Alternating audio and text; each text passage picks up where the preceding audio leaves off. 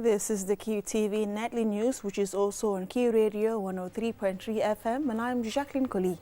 Thank you for joining us. Here are the headlines.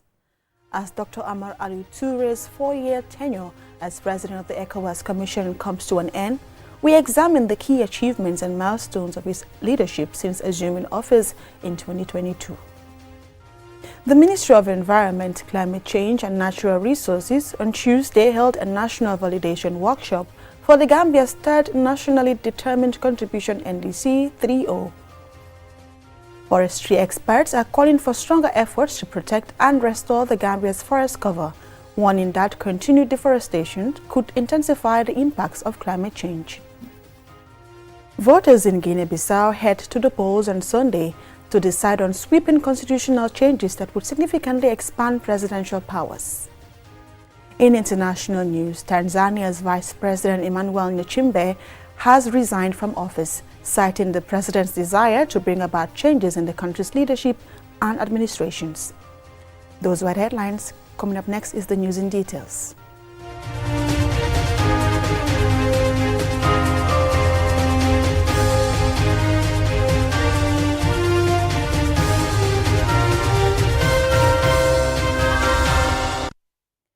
Since assuming the presidency of the ECOWAS Commission in 2022, Dr. Omar Ali Toure has guided the regional bloc through a period of significant change. As his 4-year tenure comes to an end, we take a look at the key achievements of his leadership and their impact on the region. More in this report. When Dr. Omar Ali Toure assumed the presidency of the ECOWAS Commission in July 2022, the regional bloc was navigating a difficult period. West Africa was emerging from the economic impact of the COVID-19 pandemic, while insecurity in the Sahel, political instability, and economic pressures continued to test regional cooperation. A Gambian diplomat and development professional, Dr. Toure was appointed by the ECOWAS Authority of Heads of State and Government at its 61st ordinary session in Accra, Ghana, for a 4-year term. 4 years on, the president of the commission is taking stock of the progress made under his leadership. We came just when member states were coming out of COVID, with all the economic challenges that COVID really brought about.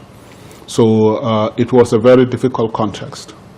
More specifically, we came when 3 of our member states were in transition. These were Mali, Burkina Faso and Republic of Guinea. So these transitions had to be managed together with the insecurity that was being driven by a number of factors. The Toure-led administration inherited an institution undergoing major structural reforms. The commission has moved from a 15-member structure to a 7-member commission, while nearly 500 staff positions remained vacant. Acting Secretary General of the ECOWAS Commission, Muazu Umaru, highlighted the journey of the restructuring process. Let me say that an empty ECOWAS cannot help anyone to develop. And to help the region, we must have the right number and the right skills, and they must be in the right places at the right time. We must meet these 4 dimensions. The restructuring is a journey, and until we get it right, we will continue to tinker with things that will work for us rather than remaining with things that will not. In terms of enhancing efficiency within the organization, what are those things that are not critical that we need to reduce spending on? So enhancing efficiency, mobilizing funds, prioritization, these are the 3 most important steps that we took to be able to address these very difficult times. Beyond its internal reforms, the Commission also inherited ECOWAS Vision 2050, the region's long-term strategic framework for building a more integrated, peaceful, and prosperous West Africa. The vision is built around 5 key pillars: peace, security and stability, governance and the rule of law, economic integration and interconnectivity, transformation and inclusive sustainable development, and social inclusion.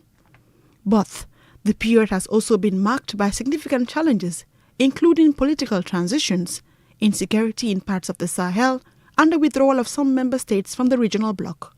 Here is Ambassador Abdel Fatou Musa, the Commissioner for Political Affairs, Peace and Security of ECOWAS.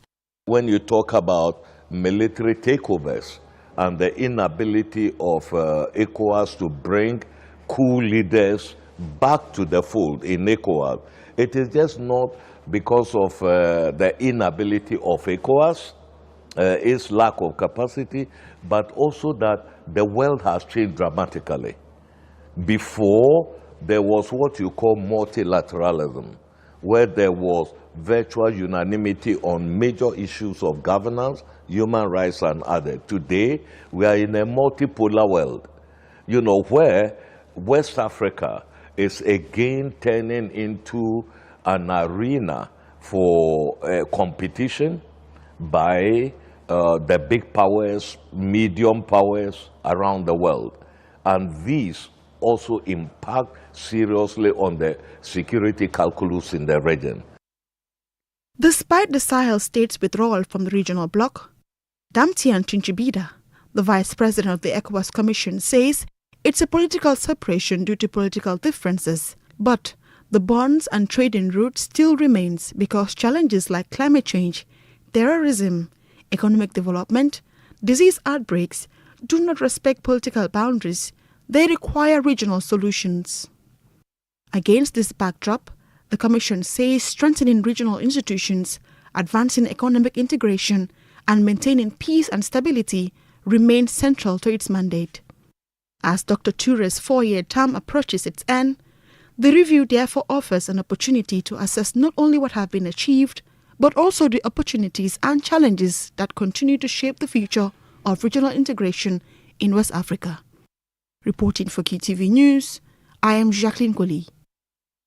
The Ministry of Environment, Climate Change and Natural Resources, MEGNA, on Tuesday held a national validation workshop for the Gambia's third Nationally Determined Contribution NDC 3.0, aimed at strengthening the country's commitment to the 2016 Paris Agreement and advancing its climate action goals. Fatumata Jaju reports.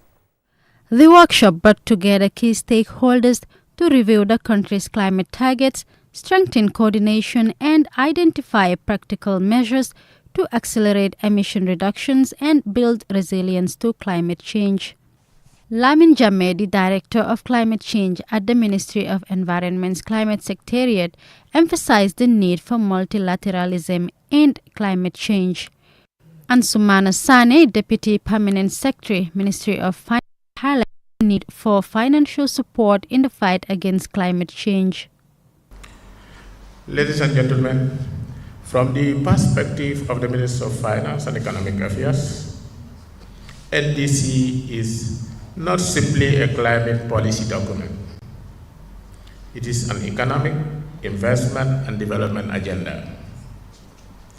Every commitment we make, whether in agriculture, coastal resilience, energy, water, or other priority sectors, carries a financing implication and must ultimately be translated into concrete programs, projects, and investment.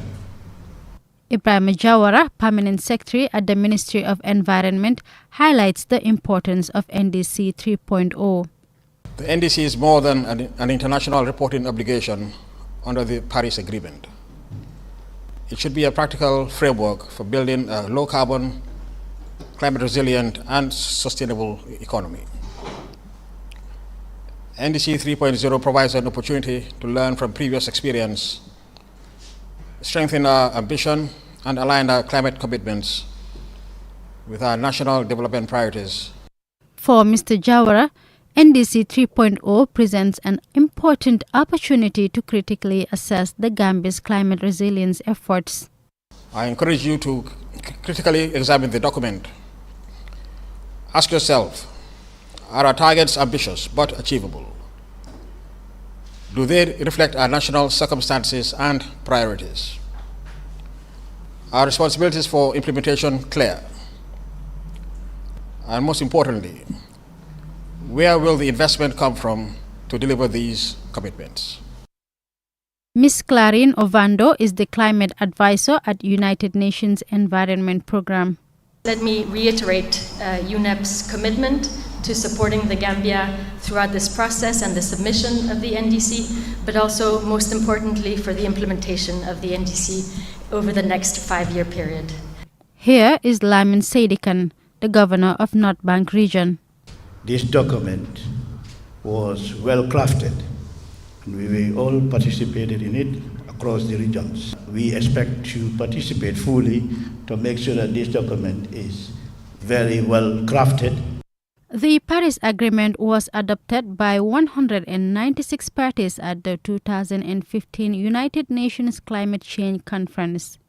The validation process is expected to review the technical content and targets of NDC 3.0, address outstanding technical and policy issues, clarify institutional roles and commitments, and build national consensus ahead of its submission to the United Nations Framework Convention on Climate Change.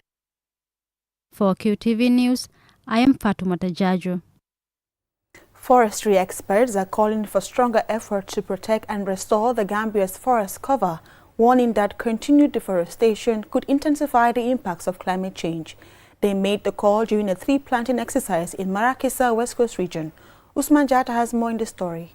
Rising temperatures, prolonged dry spells and changing rainfall patterns are putting pressure on agriculture and the environment.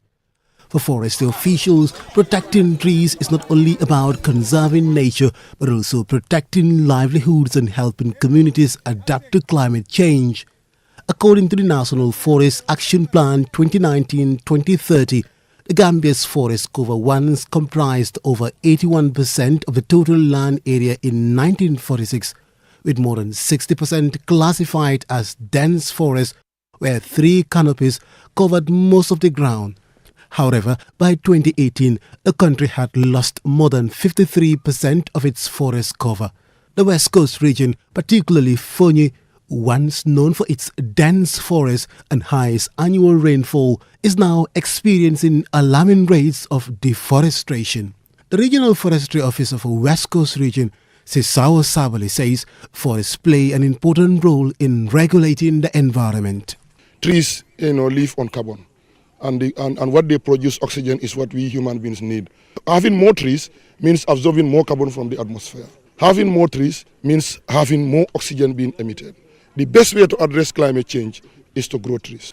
Trees provide shade, protect soil from erosion, store carbon and support biodiversity. But farming, charcoal production, illegal logging and other human activities continue to put pressure on the country's forest. Mr. Sabali also explains that there are procedures that must be followed when a tree needs to be felled. The government of the Gambia has set rules and regulations that people should follow.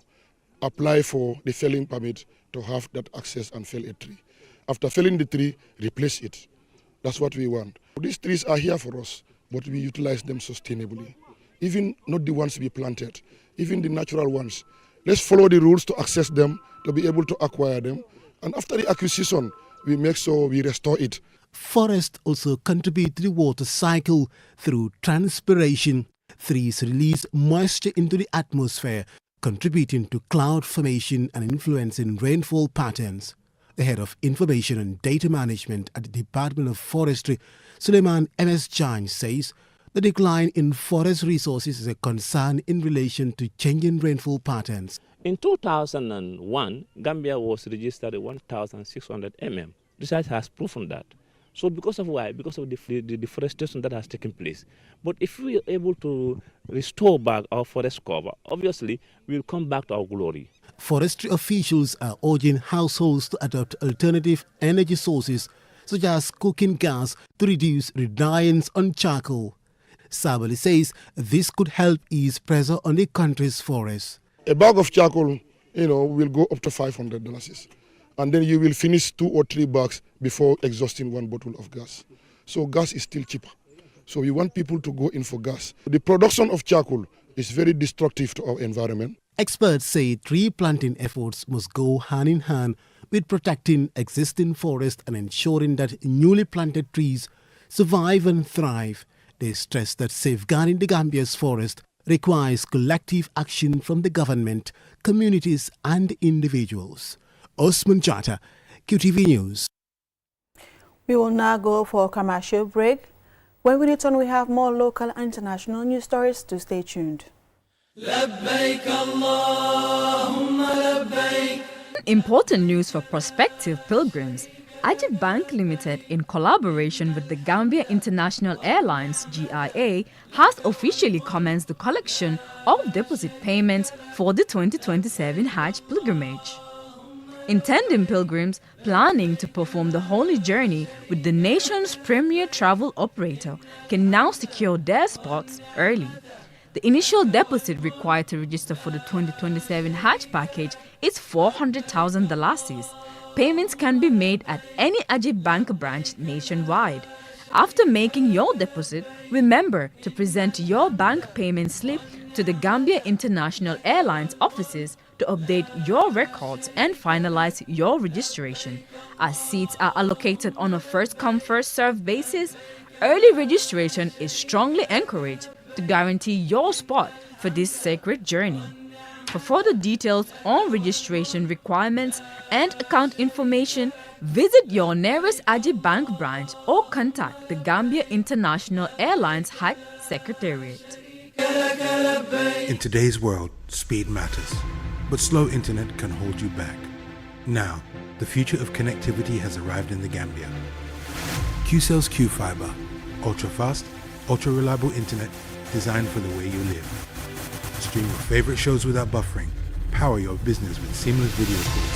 Study, work, and play online like never before.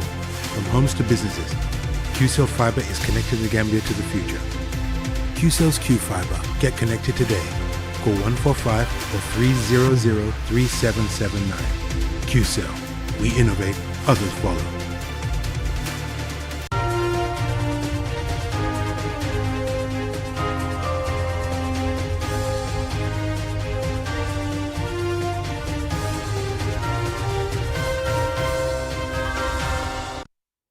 Welcome back. This is QTV News and I am Jacqueline Goli. Now, voters in Guinea-Bissau are preparing to decide whether to approve sweeping constitutional changes that would significantly strengthen the powers of the presidency. The referendum scheduled for August 30th comes as the West African country seeks to move from military rule toward elected government, with general elections expected in December 2026. Here is Mam Nabuka. The proposed constitution would replace the current parliamentary-based arrangement with a presidential system. Under the changes, the president would have the power to appoint the prime minister and members of government, as well as dissolve parliament. The referendum comes less than a year after the military seized power in November 2025, shortly after presidential and legislative elections. The coup disrupted the electoral process and placed the country under transitional military leadership. Authorities have presented the constitutional vote as part of a broader process aimed at restoring elected government. General elections are scheduled for December, making the referendum a significant step in determining the political framework under which those elections will take place. However, the proposed reforms have drawn strong criticism from opposition groups. The African Party for the Independence of Guinea and Cape Verde, one of the country's main opposition parties, has called for a boycott of the referendum. The opposition argues that political parties were excluded from the constitutional process and has raised concerns about the credibility of the vote. It has also warned that concentrating additional authority in the presidency could weaken democratic checks and balances. Supporters of the reforms, meanwhile, say the changes could create a clearer and more effective system of government by giving the president greater responsibility for forming and directing the executive. The referendum is therefore being closely watched both inside and outside Guinea-Bissau. Beyond the constitutional question itself, the vote could shape the country's political direction after months of military rule and determine how power is distributed when civilians return to government. With December's elections approaching, the central question is whether the proposed constitution will provide a stronger framework for political stability or place too much authority in the hands of the presidency. The outcome of Sunday's referendum could offer an early indication of which path Guinea-Bissau will take as it attempts to return to constitutional civilian rule. Mam Nabuka, reporting for QTV News. Now in international news, Tanzania's Vice President Emmanuel Nchimbi has resigned from office, citing the president's desire to bring about changes in the country's leadership and administration. The unexpected move has raised questions about the government's next steps and the political implications of the resignation. Fatoumata Jaju reports. The resignation marks a significant development in Tanzania's political landscape and comes at a time when the administration is facing growing expectations to deliver on its national agenda. In announcing the decision, the vice president indicated that the president had expressed a desire for change, making it necessary for a new leadership arrangement to take shape. The vice president did not frame the resignation as a political dispute, but rather a step intended to support the president's vision for the country. The departure is expected to trigger discussions over who will take up the position and how the change could affect the government's priorities. The vice president has been an important figure in the administration, with responsibilities involving national policy and coordination of government activities. Political observers are likely to scrutinize the resignation for signs of broader changes within the ruling administration, while the stated reason centers on the president's call for change. The move to adjustments in government responsibilities and appointments. The government is expected to provide further details on the resignation and process for filling the vacant position.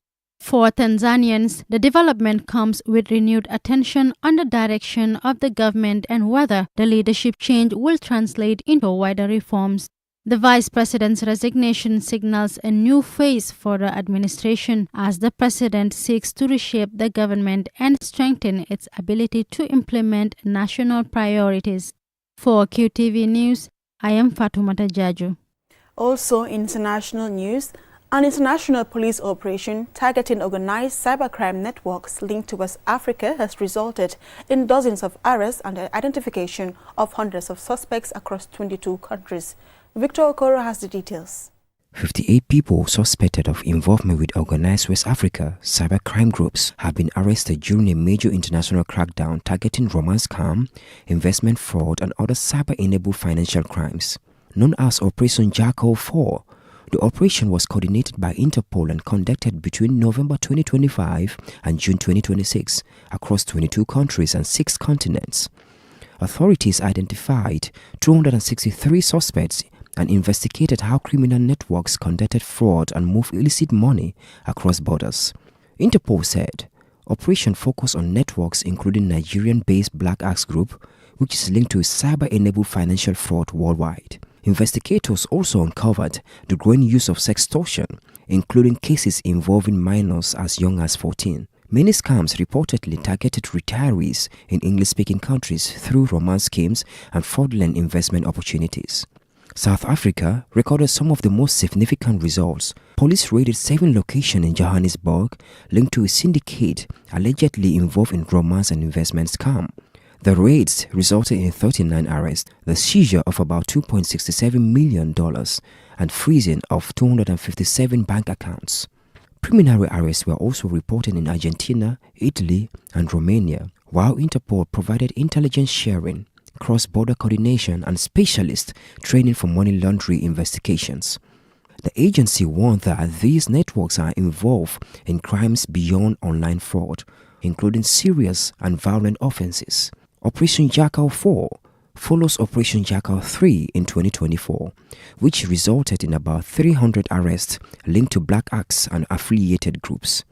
Black Axe is associated with trafficking, prostitution, killings, and financial crimes, with Nigeria remaining the major recruitment base. Reporting for QTV News, I am Victor Okoro. And before we end, here's a recap of the headlines. As Dr. Omar Aliu Toure's 4-year tenure as president of the ECOWAS Commission comes to an end, we examined the key achievements and milestones of his leadership since assuming office in 2022. The Ministry of Environment, Climate Change and Natural Resources on Tuesday held a national validation workshop for the Gambia's third nationally determined contribution. Forestry experts are calling for stronger efforts to protect and restore the Gambia's forest cover, warning that continued deforestation could intensify the impacts of climate change. Voters in Guinea-Bissau head to the polls on Sunday to decide on sweeping constitutional changes that would significantly expand presidential powers. And Tanzania's Vice President Emmanuel Nchimbi has resigned from office, citing the president's desire to bring about changes in the country's leadership and administration. That's all for this bulletin. Join us again at 10 p.m. for another bulletin. Do tune in at 9 p.m. for the Youth Dialogue. Many thanks for watching and bye.